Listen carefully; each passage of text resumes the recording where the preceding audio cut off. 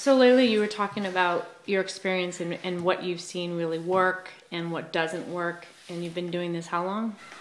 Well, I think that I'd say at least 30 years now, because I'm 50 this year. I've been on a mission to examine what changes behavior permanently, how we heal, and how we transform our communities. So, listening, like 30 years.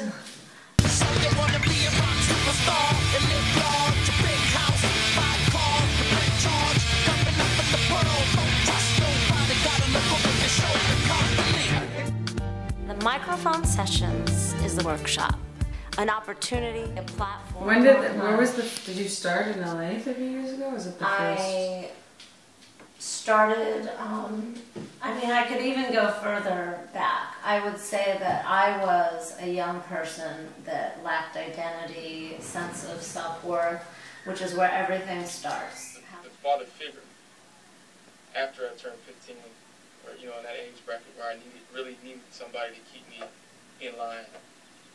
That's where the problem is. And I began, my mission to create intervention before I even knew what intervention was. And it's like, I don't believe in rehabilitation because we're not habilitated in the first place. So how do you bring people back to this healthy place that they've never seen? He got on a destructive path in high school. He fell into, doing cocaine, and he started doing that shit.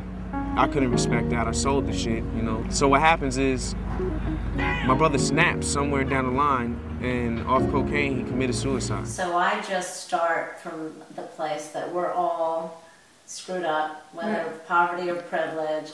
And then, I really worked for years to create a process that was sustainable, that could be duplicated by others, that, starts from ground zero. I give weekly assignments. Wednesday is abuse. I give you writing assignments that you better turn into a rap, a song, a poem, your piece, your art.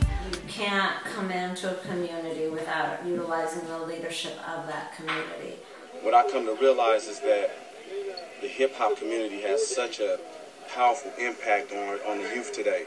And I think that if we could be more conscious about what comes out of our mouths as far as the lyrics and the content of which we speak, I think that will really change a lot within what's going on in the community.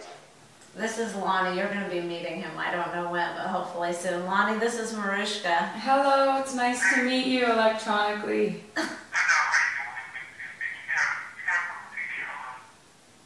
Yeah, we've been doing a lot of different work with people in Seattle who are looking to expand the program there as well. Well, their organization works internationally. We're like sister organizations doing a lot of the same work. So now we're in a place where most of us, especially us women, understand that we need to collaborate instead of compete and bring our resources together. And Lonnie is the person that you just saw in the footage in the cell with Marv. So you're actually talking to him, and that's amazing. I was just talking about you literally. So I just in this meeting was explaining what we just did in the Bay and said, well, let me show you a clip, and then you're calling. I think that somebody should listen to a convicted felon because we know the cost. We know the results of what happens when you out there in the street, you out there gang banging, selling dope, shooting at people. We know the results. So for us to tell somebody, it's not like you hearing it from a third party. You're hearing it straight from the horse's mouth. I'm around a lot of negative people who are constantly telling me that we'll never be able to change the cycles of violence in our inner cities. Naysayers all day long. But I have so much evidence of every kind of cycle imaginable broken. I have seen families recover from addiction and the cycles of addiction broken, the cycles of violence broken. I'm not a drug dealer anymore. I'm not a gang banger anymore. I'm none of these things no more. I changed my life. I'm a musician. I'm an artist.